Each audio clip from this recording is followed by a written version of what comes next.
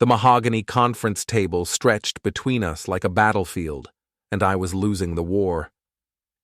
Through the floor-to-ceiling windows of our Berlin headquarters, the morning sun cast harsh shadows across Zara's face as she leaned back in her CEO chair, fingers steepled like a judge preparing to deliver a sentence.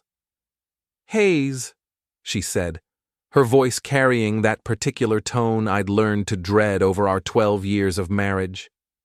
"I think you owe Darren an apology." The boardroom fell silent. 8 pairs of eyes turned toward me, some curious, others embarrassed, to witness what was clearly a public execution disguised as a corporate meeting. Darren Solis, our newly appointed COO and my wife's latest obsession, sat 2 seats down from her with a smirk that made me want to throw my coffee mug at his perfectly groomed face. "An apology for what exactly?" I asked, keeping my voice level despite the rage building in my chest. As the engineering lead for our software division, I'd earned my place at this table through 15 years of grinding work, not family connections or whatever arrangement Darren had made with my wife. "For questioning Darren's budget allocation in front of the entire development team yesterday," Zara replied, her green eyes cold as winter glass. "It was unprofessional and undermining." I glanced around the table. Victor Eder, our German legal counsel, was studying his hands with intense concentration. Cleo Marver from HR looked like she wanted to disappear into her chair. Even Helena Solis, Zara's mother and the company's chairwoman, seemed uncomfortable with this public spectacle. "I questioned a 40% budget increase with no documentation," I said. "That's called due diligence, not insubordination." Darren finally spoke, his voice carrying just a hint of his military background. "Hayes, I understand you're used to being the golden boy around here, but times change. Maybe it's time you learned to adapt." The condescension in his tone made my jaw clench. This was the man who'd joined our company 6 months ago, fresh from a failed startup in London, and somehow convinced Zara to give him the COO position that 3 internal candidates had been competing for. The same man who'd been spending an awful lot of late evenings in Zara's office, supposedly discussing strategic initiatives. "Adapt to what?" I asked. "Rubber stamping questionable decisions?" Zara's face flushed, and I knew I'd crossed whatever invisible line she'd drawn. "Hayes, either you apologize to Darren right now, or you can clean out your office." The ultimatum hung in the air like smoke. Around the table, board members shifted uncomfortably. This wasn't business anymore. This was personal, and everyone knew it. My wife was using her position to humiliate me in front of our colleagues, and there wasn't a person in that room who didn't understand exactly what was happening. I thought about our conversation 3 weeks ago, when I'd mentioned seeing Darren's car in our company parking garage at 11 p.m. on a Saturday. Zara had laughed it off, saying he was dedicated. I thought about the business trips to London that had become increasingly frequent, always with Darren in tow.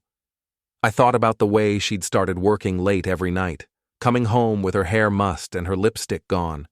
Most of all, I thought about the envelope hidden in my desk drawer downstairs, filled with documentation I'd been gathering for the past month. Email timestamps, expense reports, witness statements from cleaning staff who'd seen things they probably shouldn't have. I'd hoped I wouldn't need it, but Zara had just forced my hand. "You know what?" I said, standing up slowly. "You're absolutely right. Times do change." I reached into my jacket pocket and pulled out my company badge, placing it gently on the mahogany table. The plastic made a small clicking sound that seemed to echo in the silence. "I quit," I said, looking directly at Zara. "Effective immediately." Before we dive deeper into this story, I have one small request. Please subscribe, drop a like, comment, and hit that hype button to boost this channel so more people can discover these incredible Reddit stories. Her confident expression faltered for just a moment, replaced by something that might have been panic. She'd expected me to grovel, to apologize and slink back to my office with my tail between my legs. She hadn't expected me to call her bluff. "Hayes, don't be ridiculous," Helena said, speaking for the first time since the meeting began. "Let's all take a breath and—" "No need," I interrupted, already moving toward the door. "I think this meeting has accomplished exactly what it was designed to accomplish." I paused at the threshold and looked back at my wife of 12 years, sitting in her leather chair with Darren beside her like some corporate power couple from a magazine spread. "Oh, and Zara? Check your email in about an hour. I sent you something you might find interesting." The last thing I saw before the door closed was the color draining from her face. My phone started buzzing before I reached the elevator. Text after text from Zara, each one more frantic than the last. "What did you send? Hayes, answer me. Don't do anything stupid." I smiled as I stepped into the elevator, pressing the button for the parking garage. After 12 years of marriage and 15 years with this company, I was finally done being the reasonable one. As the elevator descended, I pulled out my phone and scrolled to a contact I'd hoped I'd never have to use. Klaus Weber, employment attorney. I'd met him at a conference 6 months ago, back when I thought my biggest problem was budget disputes and project deadlines. "Klaus, it's Hayes Rellin. I think it's time we had that conversation." My Berlin apartment felt different that afternoon, like a safe house after escaping enemy territory. I'd lived here for 3 years, ever since we'd moved the company's operations to Germany, but it had always felt temporary. Now, sitting at my kitchen table with a cup of coffee and my laptop, it felt like home. The email I'd sent to HR was sitting in my drafts folder, 37 pages of carefully documented evidence that would turn Zara's world upside down. Klaus had spent 2 hours reviewing it over the phone, making sure every allegation was bulletproof. "This is comprehensive," he'd said in his precise German accent. "Conflict of interest, retaliation, misuse of company resources. The board will have to act on this." I clicked send and watched the message disappear into the corporate machinery that would grind my wife's career into dust. My doorbell rang 20 minutes later. Through the peephole, I could see Miriam from apartment 4B, holding what looked like a bottle of wine and wearing the expression of someone who'd heard gossip and wanted more. "Hayes," she said when I opened the door. "I heard what happened at the office. The whole building is talking about it." Miriam worked for a consulting firm on the same floor as our Berlin office. She was the kind of person who knew everyone's business before they did, which normally annoyed me but today might prove useful. "Word travels fast," I said, letting her in. "Honey, when the CEO's husband storms out of a board meeting and quits in front of everyone, that's not gossip, that's breaking news." She settled onto my couch like she planned to stay a while. "So what really happened?" I gave her the sanitized version, leaving out the part about the HR complaint that was probably being read by Cleo Marver right now. Miriam listened with the intensity of someone watching a particularly good soap opera. "I have to tell you something," she said when I finished. "About your wife and that Darren guy." "I'm listening." "Last month, at the company holiday party, I saw them in the executive elevator together. Very close together, if you know what I mean. And 3 weeks ago, I was leaving late and saw his car in the parking garage. It was there until almost midnight. This wasn't news to me, but hearing it confirmed by an outside observer felt like validation. I wasn't paranoid, I was observant. "There's more," Miriam continued. "My friend Jessica works in building maintenance. She told me the cleaning crew has been finding evidence in Zara's office. Wine glasses, takeout containers for 2, that kind of thing." My phone buzzed with another text from Zara. This one just said, "Call me now." I showed Miriam the message. "What do you think?" "I think you should let her sweat for a while," she said, refilling her wine glass. "But Hayes, whatever you're planning, be careful. Zara's got resources and connections. Don't underestimate what she might do when she's cornered." After Miriam left, I sat in my kitchen and thought about resources and connections. Zara did have both, but she'd made one crucial mistake. She'd humiliated me in front of people who respected me. Victor Eder had worked with me for 8 years. Cleo Marver had hired me personally. Even some of the board members owed their positions to projects I'd delivered. My phone rang at 9 p.m. Helena Solis's name appeared on the screen. "Hayes," she said without preamble. "We need to talk." "I'm listening." "Not over the phone. Can you meet me tomorrow morning? There's a cafe on Friedrichstrasse near the office. Café Einstein." "What about?" There was a long pause. "I think you know what about."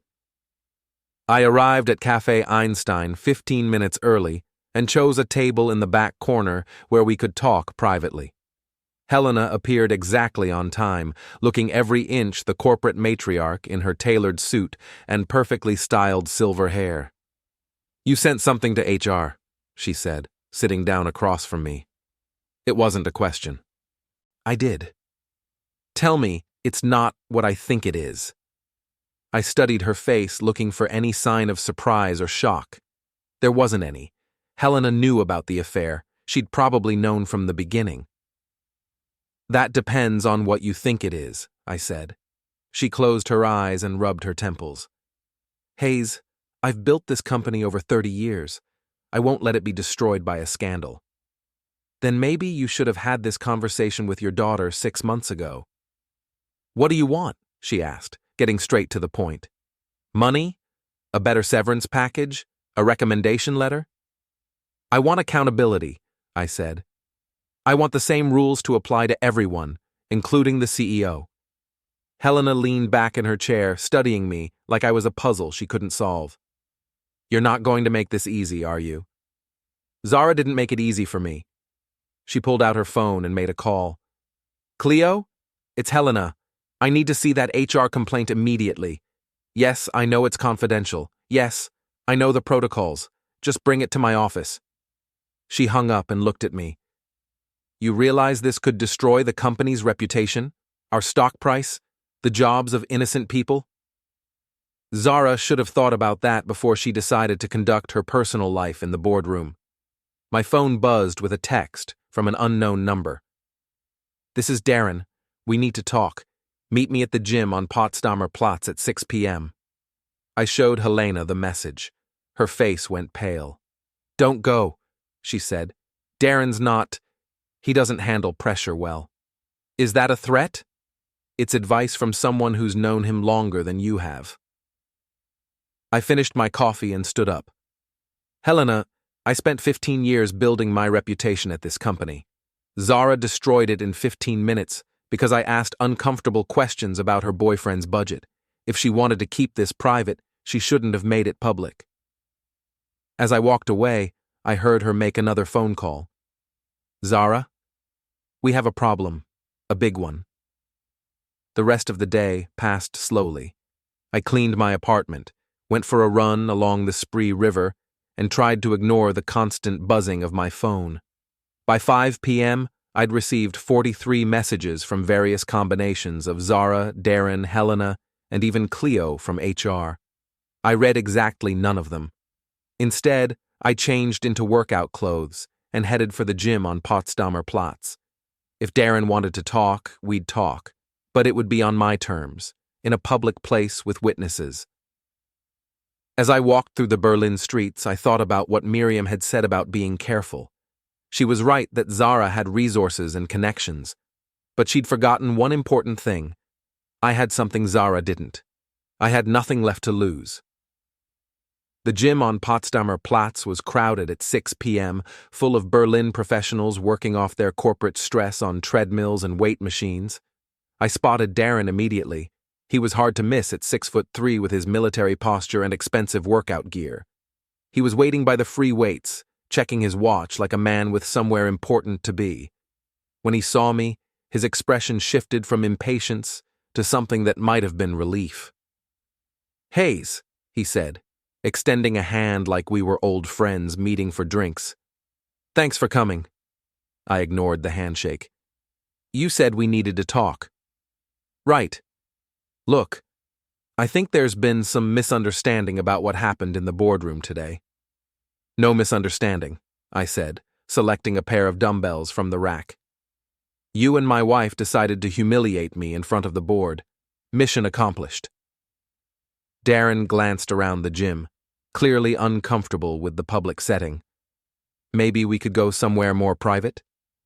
I like it here. Lots of witnesses. His jaw tightened. Hayes, I don't think you understand the position you're putting everyone in.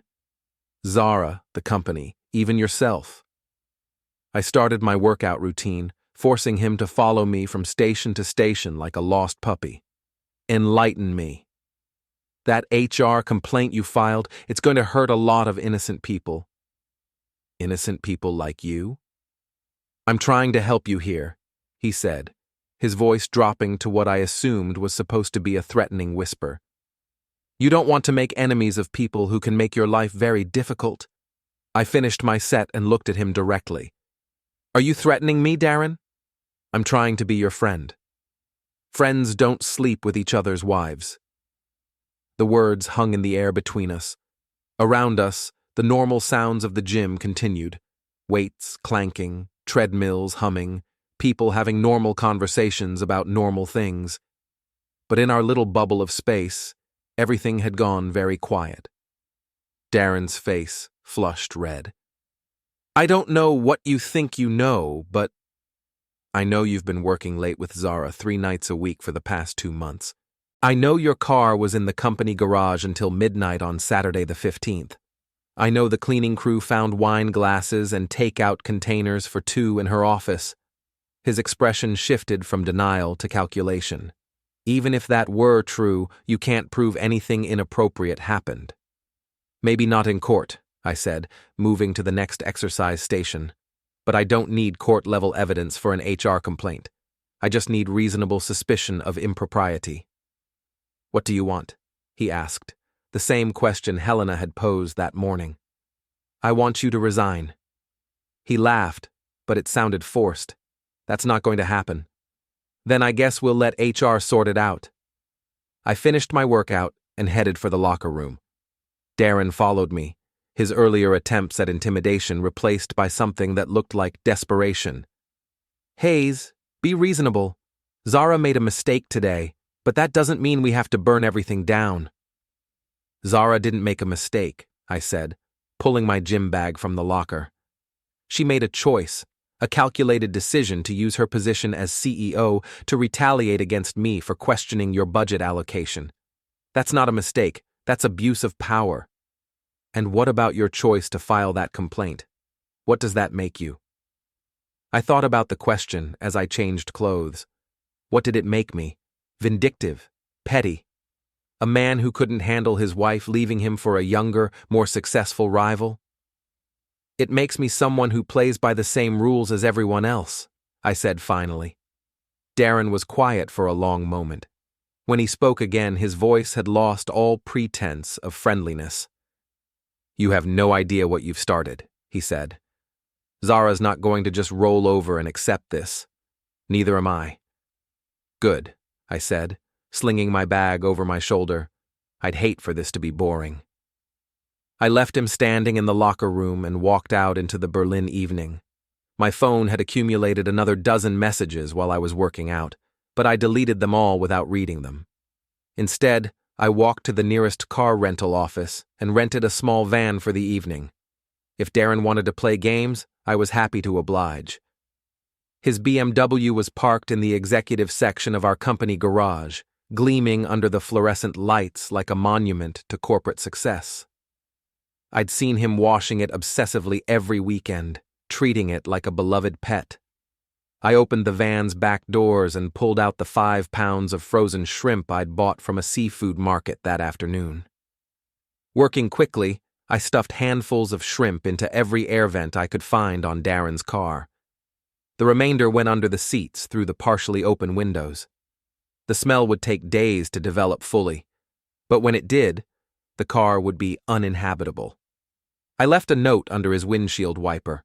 Something smells fishy about your budget allocation. A concerned colleague. By the time I returned the van and walked back to my apartment, it was nearly 10 p.m. Miriam was waiting in the hallway with a bottle of wine and an expression of barely contained excitement. Hayes, you have to hear this, she said, practically bouncing on her toes. I was at Zur letzten Instanz tonight, you know, that restaurant near Alexanderplatz? And guess who I saw having dinner with a blonde who definitely wasn't your wife?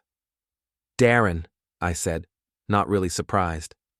Darren, and they were very cozy if you know what I mean. Hand-holding, whispering, the whole romantic dinner thing. She pulled out her phone and showed me a series of photos taken from across the restaurant. The images were grainy but clear enough to identify Darren and a woman who looked to be in her 20s, sharing what was obviously an intimate dinner. Miriam, you're a treasure, I said, taking screenshots of the photos. What are you going to do with them? I thought about Zara, probably sitting in her penthouse apartment right now, waiting for Darren to call and tell her how his conversation with me had gone. I thought about her confidence this morning, the way she'd assumed I would apologize and slink back to my desk like a scolded child. I'm going to level the playing field, I said. I spent the next hour creating anonymous email accounts and carefully crafting messages to key people in Zara's social and professional circles. The photos went to 3 board members, 5 department heads, and most importantly, to the group chat that Zara shared with her closest friends.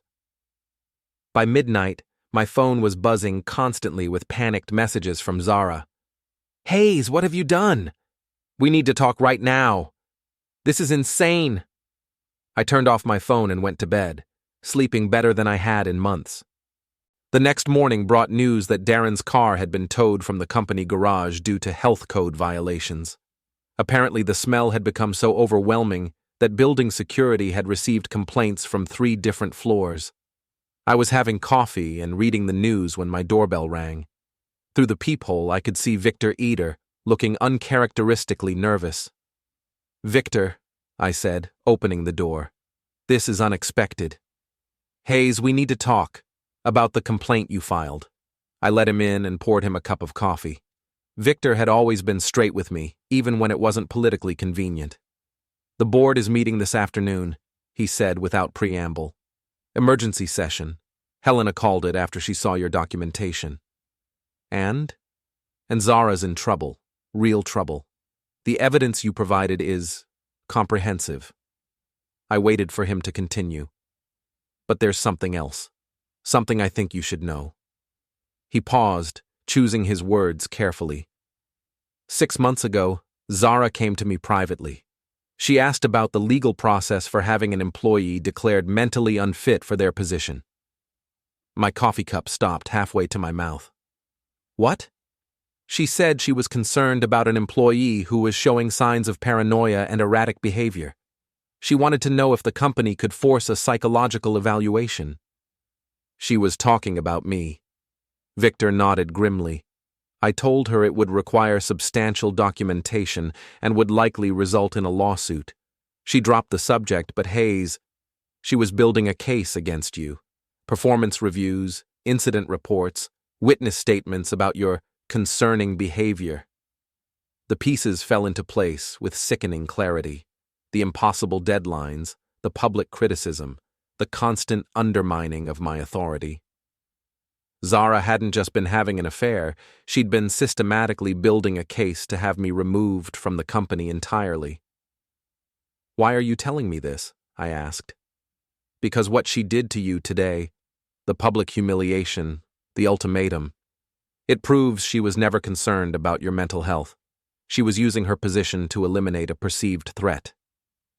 Victor finished his coffee and stood up. The board meeting is at 3 p.m. I thought you should know. After he left, I sat in my kitchen and thought about the woman I'd married 12 years ago. The ambitious, brilliant woman who'd built a successful company through intelligence and determination. When had she become someone who would destroy her own husband to protect her secrets? My phone buzzed with a text from an unknown number. You want to play games? Let's play games. D. I smiled and typed back, your move. But even as I sent the message, I could feel something shifting in the dynamic between us. Victor's revelation had changed everything. This wasn't just about an affair or corporate politics anymore. This was about survival. And I was just getting started. The emergency board meeting was scheduled for 3 p.m., but the real fireworks started at noon when someone leaked the photos of Darren's dinner date to the Berlin business press. By the time I arrived at the office building, there were 3 reporters waiting in the lobby. I wasn't supposed to be there. Technically, I no longer worked for the company, but Klaus Weber had advised me to attend as a witness in case the board had questions about my complaint. More importantly, I wanted to see Zara's face when her carefully constructed world started crumbling. The executive floor was buzzing with activity. Board members huddled in small groups, speaking in hushed tones. Staff members who normally projected corporate confidence looked nervous and uncertain. Through the glass walls of the conference room, I could see Helena pacing back and forth like a caged animal. Cleo Marver approached me near the elevator. "Hayes, I need to ask you some questions about your complaint." "Of course." "The documentation you provided, how long have you been collecting this information?" "About 6 weeks." "And you never brought any of these concerns to HR before yesterday?" I studied her face, trying to read her expression. Would it have made a difference? She didn't answer, which was answer enough. "Cleo, can I ask you something? Did Zara ever discuss my job performance with you? Any concerns about my mental fitness or stability?" Her face went pale. "Hayes, I can't discuss personnel matters." "Even about an employee who no longer works here?" She looked around nervously, then pulled me into an empty office. "Off the record?" "Yes. She came to me 3 months ago with concerns about your behavior. She said you were becoming paranoid and confrontational." "Did you believe her?" "At first. But then I started paying attention to the situation she described. The patterns didn't match what I observed directly." "What changed your mind?" "Yesterday's board meeting. The way she handled the situation with you and Darren. That wasn't professional discipline. That was personal retaliation." The conference room door opened, and Darren emerged, looking like a man walking to his execution.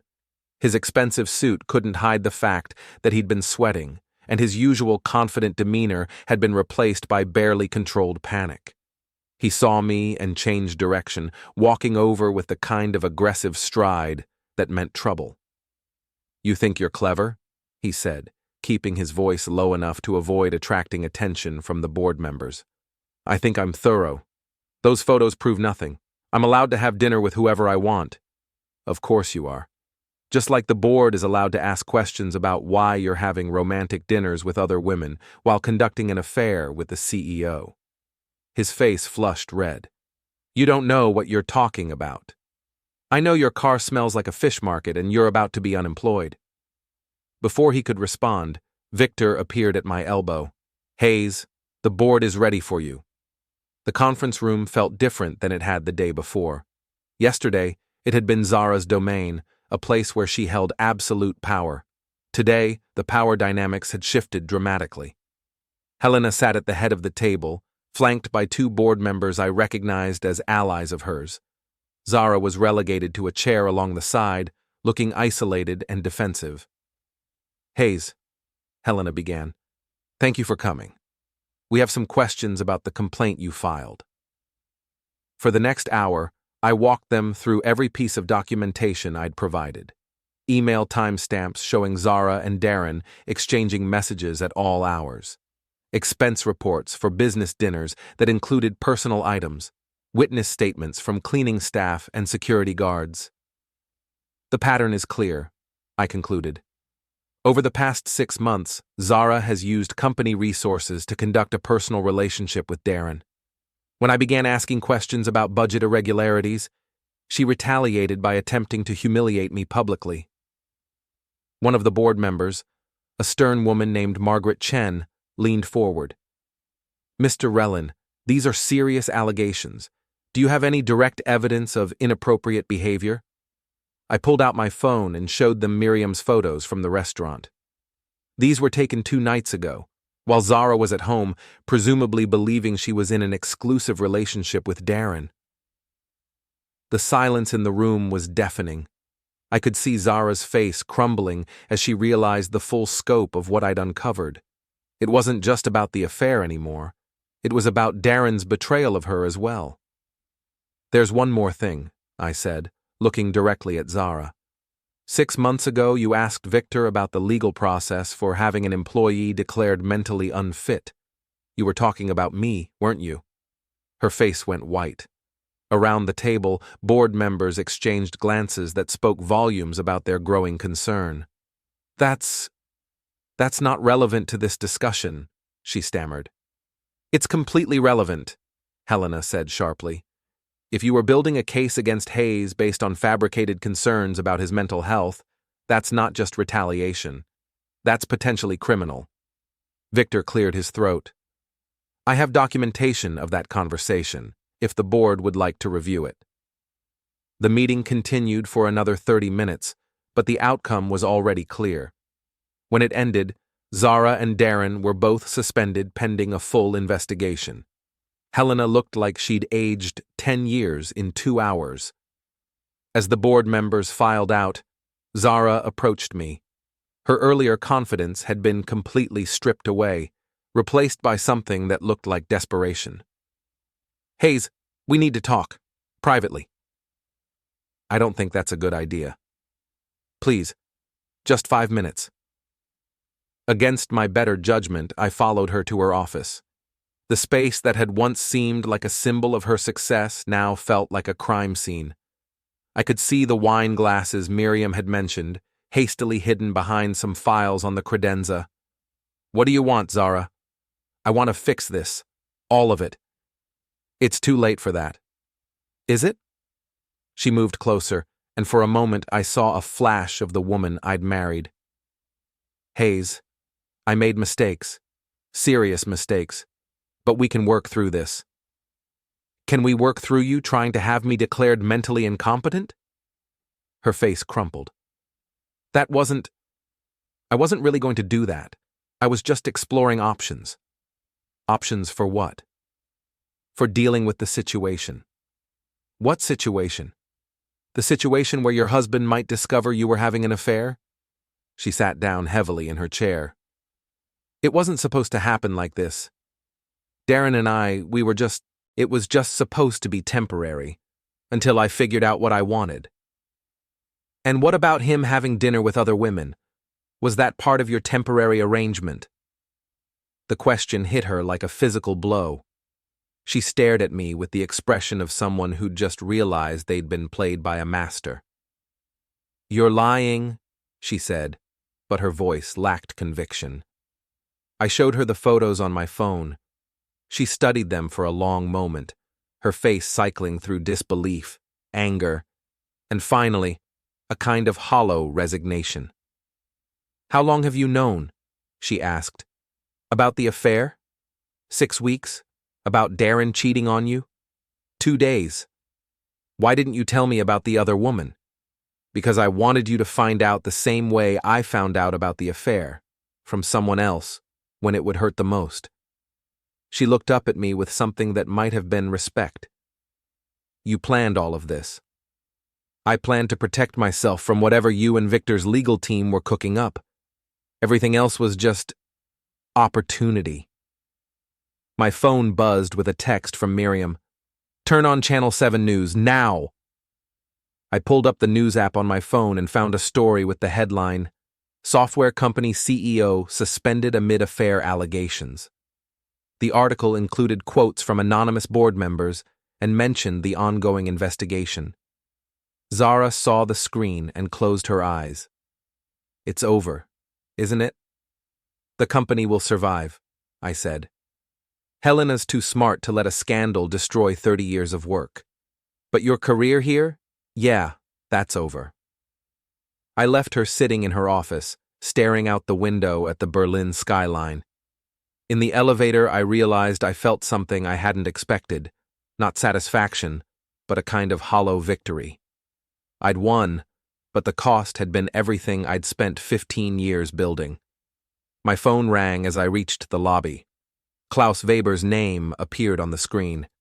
"Hayes, we need to talk. The company's lawyers want to discuss a settlement." What kind of settlement? The kind that makes this all go away quietly, full severance, positive references, and a substantial financial package. In exchange for? Your silence. No more media interviews, no more documentation leaks, no more public statements about what happened.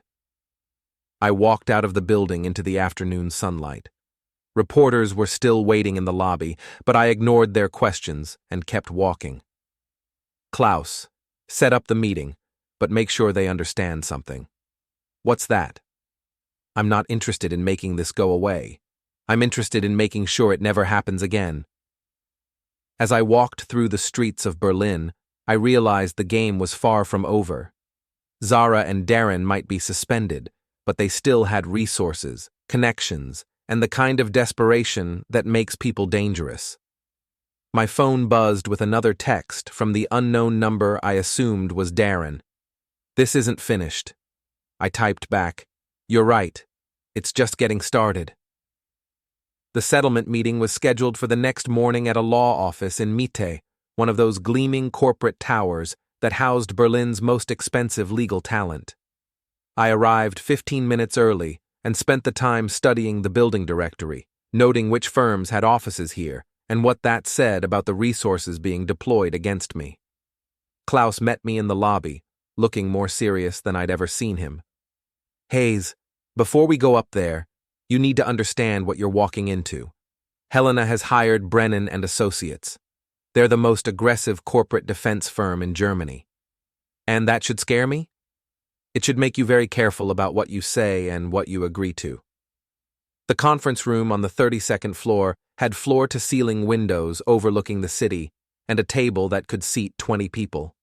Only 5 chairs were occupied. Helena, 2 lawyers I didn't recognize, Klaus, and myself. "Hayes," Helena began without preamble, "we're here to discuss a resolution that benefits everyone involved." "I'm listening." One of the lawyers, a sharp-faced woman in her 40s, slid a document across the table. "This is a comprehensive settlement agreement, full severance equivalent to 2 years' salary, positive employment references, and a confidentiality clause that protects all parties." I scanned the document quickly, noting the key provisions. In exchange for a substantial payout, I would agree never to discuss the events of the past week, never to disparage the company or its employees, and never to seek employment with any of their competitors. "This is generous," Klaus murmured, clearly impressed by the financial terms. "It's hush money," I said, pushing the document back across the table. "You want to pay me to pretend none of this happened." "We want to resolve this matter professionally," the second lawyer said. "Continued public attention serves no one's interests. It serves the interests of anyone who might find themselves in my position in the future." Helena leaned forward. "Hayes, be practical. You've made your point. Zara and Darren are finished at the company. The board has implemented new policies regarding conflicts of interest. You've accomplished everything you set out to accomplish." "Have I?" I pulled out my phone and showed them a screenshot of a news article from that morning. The headline read, "Suspended CEO Zara Rellin hires crisis management firm." "Your daughter isn't accepting responsibility," I said. "She's trying to spin this as a misunderstanding. Her crisis management team is already floating stories about my mental health and suggesting that I fabricated evidence out of jealousy."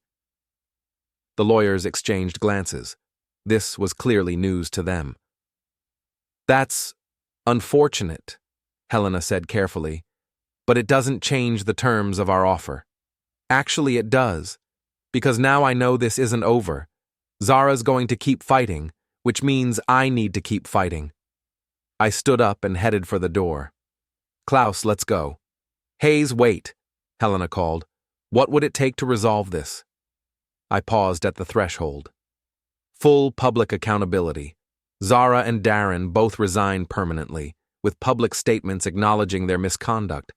The company implements an independent ethics board with real authority, and I want a written apology from Zara for attempting to have me declared mentally incompetent. "That's not realistic," one of the lawyers said. "Then we don't have a deal." I left them sitting in their expensive conference room and took the elevator down to street level. Klaus followed, looking frustrated. Hayes, you just walked away from more money than most people see in a lifetime. I walked away from a bribe. My phone was buzzing constantly as we walked through the streets of Mitte. Text messages, missed calls, voicemails from numbers I didn't recognize. The story had apparently gained international attention, with business publications in London and New York picking up the coverage. One voicemail caught my attention. It was from a woman named Sarah Mitchell, who identified herself as a journalist with the Financial Times. Mr. Rellin, I'm working on a story about corporate governance and accountability in German companies. I'd like to speak with you about your experiences. I think your story could help other employees who find themselves in similar situations. I called her back immediately. Ms. Mitchell, this is Hayes Rellin. I got your message. Mr. Rellin, thank you for calling back. I've been following the coverage of your situation, and I think there's a larger story here about power dynamics in corporate Germany. We agreed to meet that afternoon at a cafe near Checkpoint Charlie. Sarah turned out to be a serious journalist in her 30s, the kind of person who asked probing questions and took detailed notes.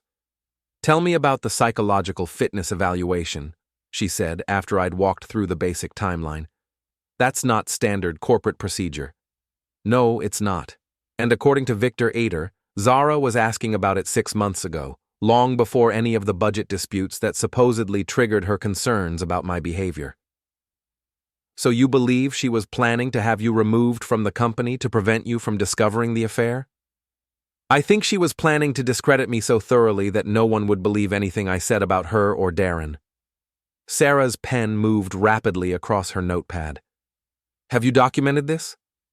Victor has records of their conversation, and I have emails showing Zara's attempts to create a paper trail of performance issues that didn't actually exist. Would you be willing to go on the record with these allegations? I thought about Helena's settlement offer, about the comfortable life I could have if I just took the money and disappeared. Then I thought about the next Hayes Rellin, the next employee who might find themselves targeted by a corrupt executive. Yes, I said, I'll go on the record. The interview lasted 2 hours. By the time it ended, I felt like I'd been through therapy and a police interrogation simultaneously. Sarah had extracted details I hadn't even realized were important, connections between events that painted a picture of systematic abuse of power. When will this run? I asked. Tomorrow morning online. Print edition goes out the day after. As I walked home through the Berlin evening, I felt a mixture of anticipation and dread. Once that story published, there would be no going back. The settlement offer would disappear, and whatever resources Zara and her crisis management team could deploy would be aimed directly at me. My phone rang as I reached my building. Unknown number. Hayes Rellin. You just made the biggest mistake of your life. Darren's voice, tight with anger.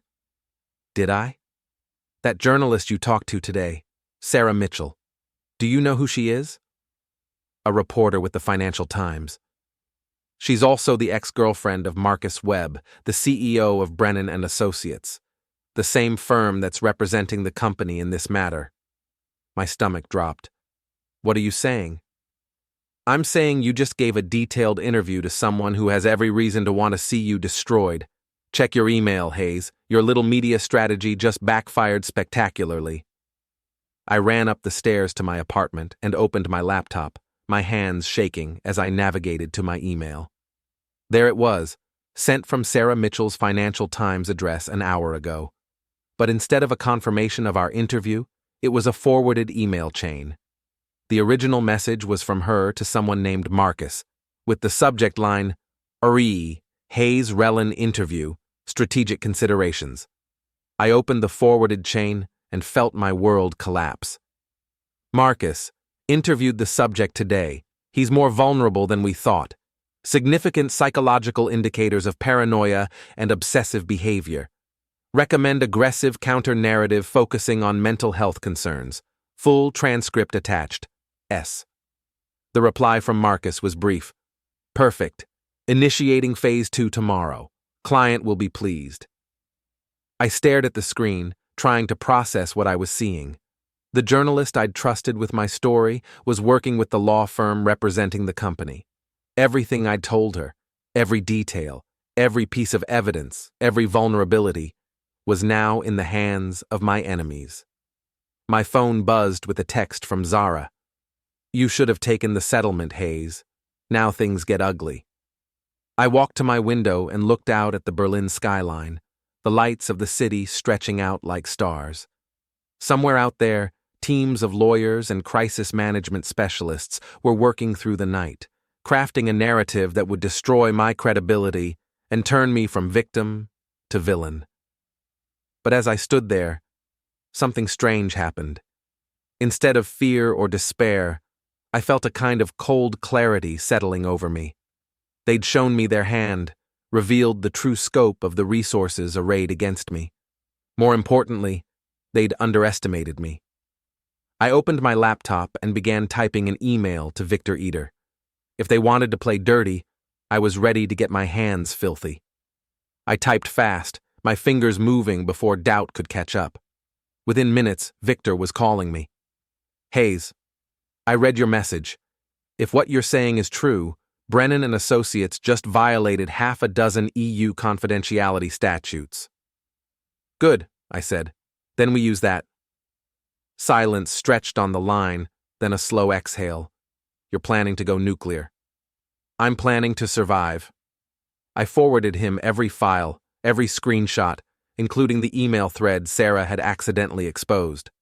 By the time the clock struck midnight, Victor had looped in 2 regulators, one data protection auditor and a journalist who actually had ethics, the kind who didn't drink wine with corporate sharks. At 2:11 a.m., headlines began to flip. Top crisis firm implicated in covert smear campaign. Regulators opening inquiry into corporate retaliation case. Anonymous source provides evidence of coordinated defamation plot. Anonymous, of course, was me. By morning, Zara's crisis team wasn't running the narrative. They were running from it. At 7:03 a.m., she called. I let it ring, then I let it ring again. By the 5th attempt, I finally answered. Her voice was small, a sound I'd never heard from her before. "Hayes, what did you do?" I stopped playing defense. "This will destroy Darren," she whispered. "And me." "It didn't have to," I said. "You made it war. I just made it fair." There was a long pause. "You're not the man I married?" "No," I said, grabbing my coat. "I finally stopped being him." When I stepped outside, Berlin was waking, trams humming, cyclists weaving through traffic, the city vibrating with that restless energy I'd always loved. My phone buzzed again, a message from Victor. "Board meeting at 11.